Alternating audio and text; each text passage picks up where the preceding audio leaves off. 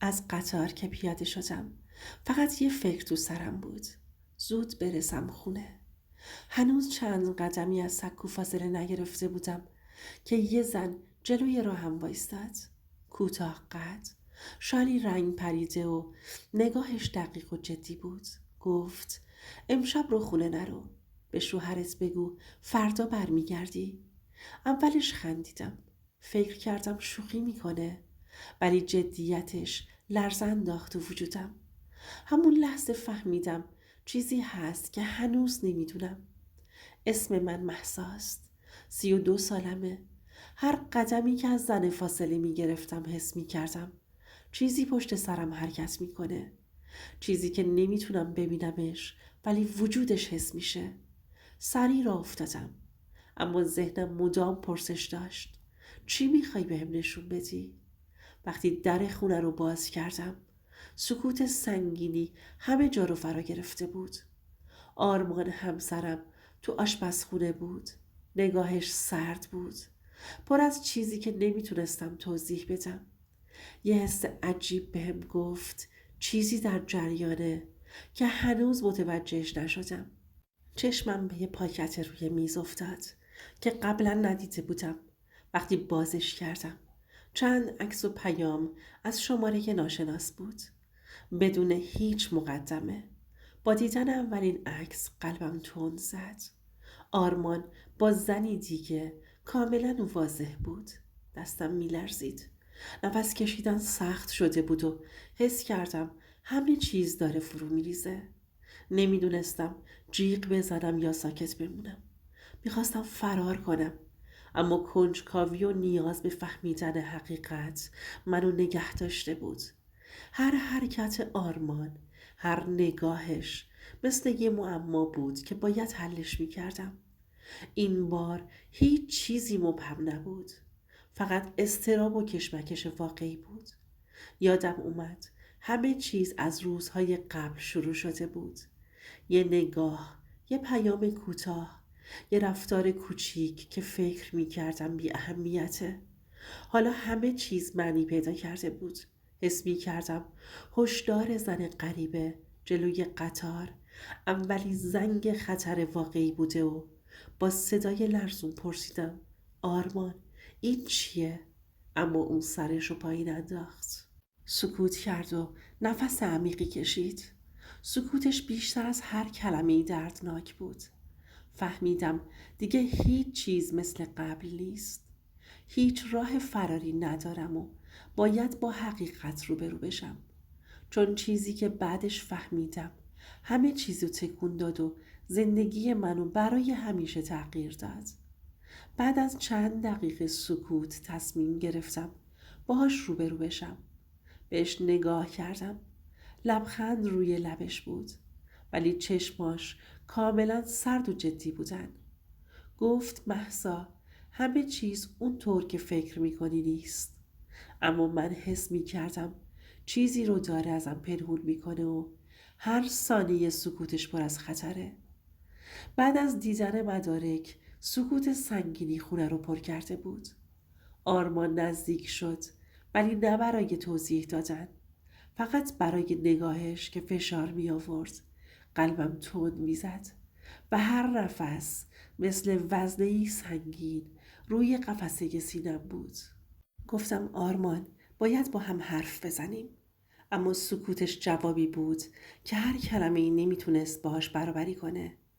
با هر حرکتش حس می کردم داره چیزی رو پنهون میکنه. دستش روی میز، بعد روی صندلی، نگاهش به نقطه خالی توی خونه. همه جزئیات کوچیک یه داستان در پس خودش داشت. هر حرکتش اضطراب منو بیشتر میکرد و ذهنم رو پر از سوال کرده بود. چه چیزی رو بیشتر ازم مخفی میکنی؟ نمیتونستم فقط نگاه کنم. باید واکنش نشون میدادم. با صدای لرزون گفتم چرا با من صادق نیستی؟ چرا منو تو این شرایط گذاشتی؟ اون سرش رو پایین انداخت و نفس عمیقی کشید و گفت مهسا بعضی چیزها هست که باید خودت بفهمیش. حس کردم این جمله یه تیر خلاص بود. هم ترسناک هم تحریک کننده. نشستم روی کاناپه و دستامو روی زانو گذاشتم. عصبانیت و ترس همزمان وجودم رو میسوزوند. میخواستم جیغ بزنم. میخواستم فرار کنم. اما همزمان میخواستم بفهمم حقیقت چیه. هر ثانیه کشمکش مثل موجی بود که منو عقب و جلو میبرد و نمیذاشت آرامش پیدا کنم. چند ثانیه بعد آرمان شروع به حرف زدن کرد. فقط حرفهای مبهم. حس کردم هر کلمش یه دیوار بین من و حقیقت میسازه. با خودم گفتم نمیتونم اجازه بدم این وضعیت ادامه پیدا کنه. نفس عمیقی کشیدم. قلبم میزد اما آرومتر شدم. به خودم گفتم مهسا، باید کنترل اوضاع رو به دست بگیری. این بار ترس و عصبانیت تبدیل به نیرویی شد که میتونست مسیر بعدی رو تعیین کنه. میدونستم هر اقدامی الان زندگی منو برای همیشه تغییر میده. بعد از کشف مدارک و سکوت پرتنش آرمان در خونه به شدت باز شد. مونا همسایه روبرویی و دوست صمیمی من وارد شد. لباسش ساده بود و نگاهش جدی و پر از نگرانی. قدمهاش روی کف خونه صدا میداد. حس کردم هر لحظه ممکنه اوضاع بدتر بشه. میدونستم مونا چرا اومده. اطمینان از این که من در امنیت هستم و هشدار درباره خطراتی که هنوز نمیدونستم. مونا بدون هیچ مقدمه‌ای گفت مهسا، چیزهایی هست که هنوز نمیدونی، اما باید سریع بفهمی قبل از اینکه دیر بشه. صدای جدی و تهدید آمیزش قلبم رو فشار داد و حس کردم باید واکنش جدی نشون بدم. با لرزش صدام گفتم چرا اینجوری وارد شدی؟ اینجا چه خبره؟ مونا با جدیت جواب داد من دوستت هستم و نمیتونم ببینم که آسیب ببینی. باید بدونی چه خبره. همین جمله اضطراب و تنشم رو چند برابر کرد. آرمان پنهان کاری کرده و بازی پیچیده ای را انداخته. این اولین لحظه ای بود که حس کردم تنش واقعی و خطر جدی هیچ راهی به عقب نیست. نشستم روی کاناپه. نفس عمیقی کشیدم و قلبم تند میزد. با صدای لرزون گفتم آرمان، باید جواب بدی. این همه سال چه بلایی سر زندگی ما آوردی؟ اما اون فقط نگاه کرد و سکوت کرد. سکوتش فشار و تهدید واقعی بود. حس کردم الان زمان اقدام جدیه. نفسم رو آروم کردم و به خودم گفتم مهسا، تو قوی هستی. باید همه چیز رو درست کنی. ترس و عصبانیت و سردرگمی تبدیل به نیرویی شد که مسیر بعد زندگیم رو مشخص می کرد. همون لحظه که با آرمان و مونا داشتیم کشمکش می کردیم، در پشتی خونه باز شد و ناگهان ندا وارد شد. نفهمیدم از کجا اومد. وقتی چشمام باش روبرو شد قلبم ایستاد.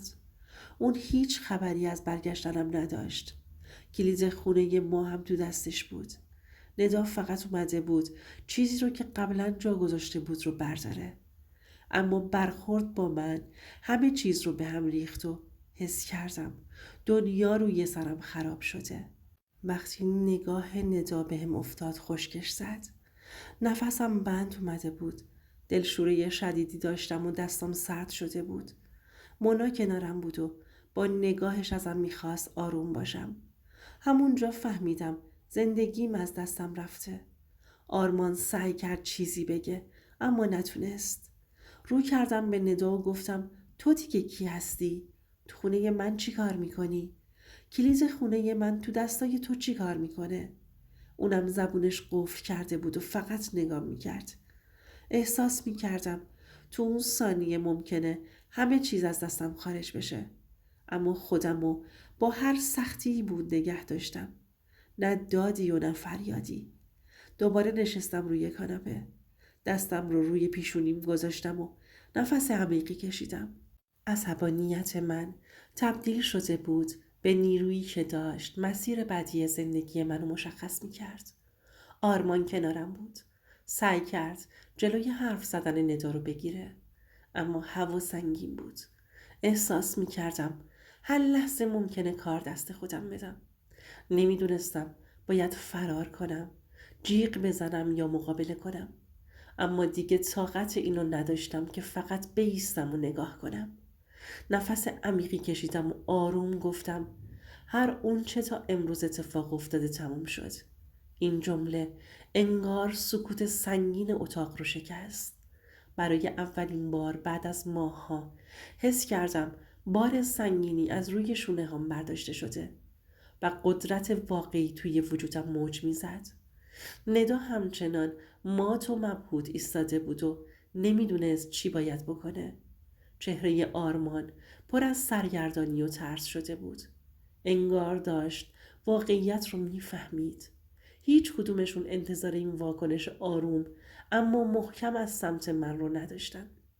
من نگاهشون کردم و هر حرکت و نگاهشون رو زیر نظر گرفتم و حس کردم زمان عمل کردن رسیده، نه حرف زدن.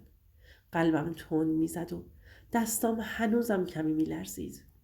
اما با هر نفس اضطرابم تبدیل میشد به تمرکز و تصمیم گیری.